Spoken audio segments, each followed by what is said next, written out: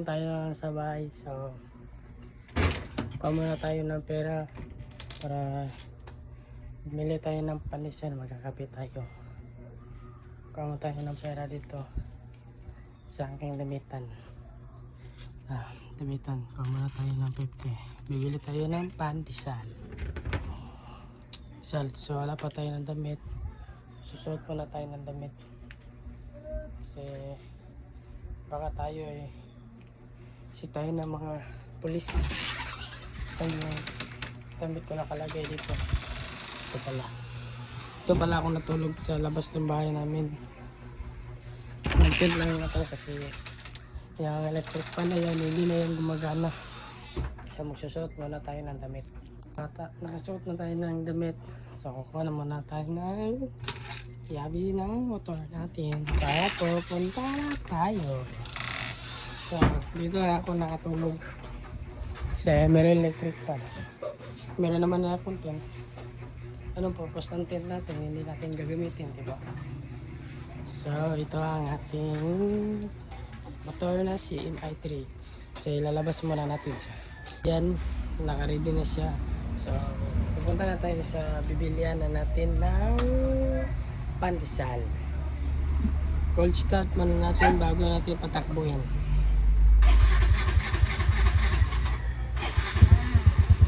Yun o, kala ko hindi andar.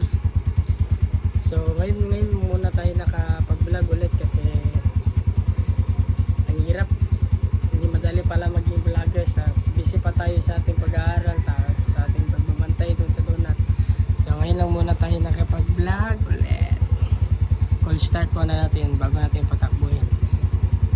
Malapit na pala yung tumubos ang ating gas, no? Na dito na sa Suwed.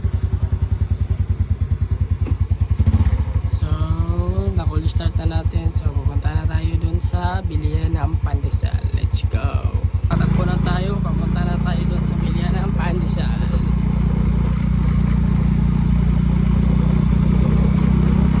So dito na tayo ng bilihan ng pandesal. Malapit lang naman dito sa amin. Diyan ka lang muna might wait. Paul,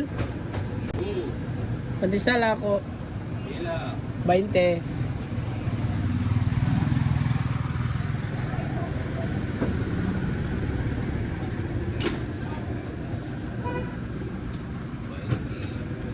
Nakabili na tayo ng pandesal.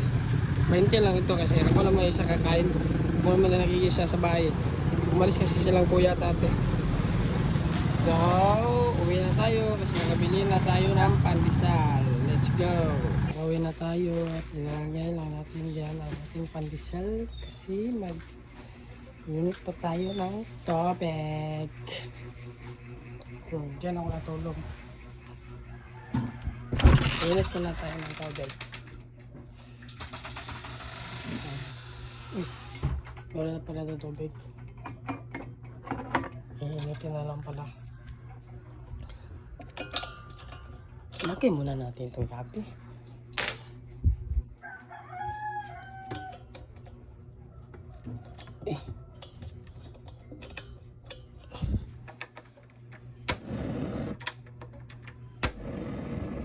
Yun. Tayo na natin yan na kumulo. So, bibili muna tayo ng ulam. Kasi kakain muna tayo bago tayo magkape.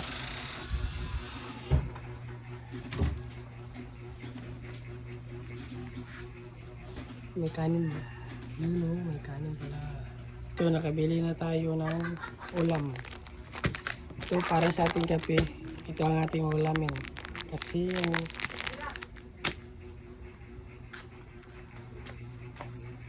matatagalan kasi tayo kapag magluluto pa tayo ng ulam. At tinatamad ako magluto eh. Kaya Milo na ating ulamin. So ang nabili sa ating 50 pesos ay 5 pesos na lang. So ilagay mo natin dyan para meron tayong 5 pesos na tira sa ating 50. Aray ko po, dali naman nating gistuin ng ating pera. So maghihintay na lang tayo na kumulo ang ating ininit na tubig. So, nainit na ang ating tubig. Di pala klaro. Pero nainit na yan. So, papatayin na natin yan.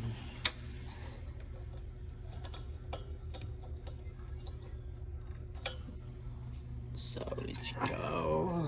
Oh, kumukulo. Di pala klaro.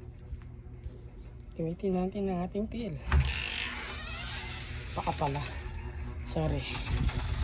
So, kaya natin dyan. Kukuha tayo ng baso. Saan yung baso dito?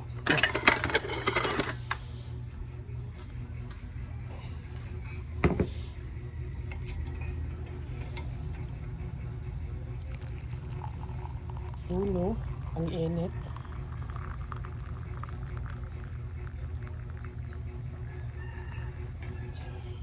Tama ba? Init. So,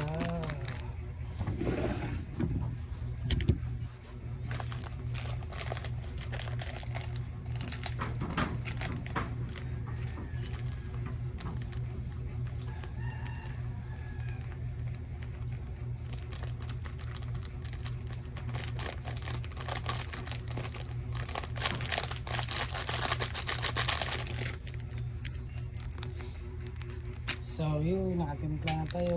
Kuha na tayo ng kutsara. Ito, may natira pa. Tabi muna natin para mamaya.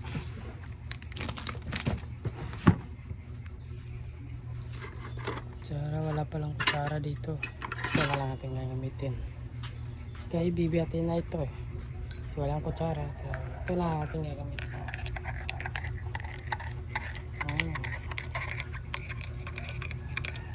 At kakain na rin tayo kasi nainit na yung tabi natin.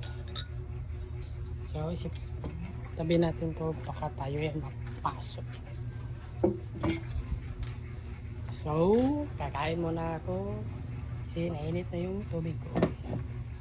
So let's go. So sa ating pagkakape guys, linog. You know,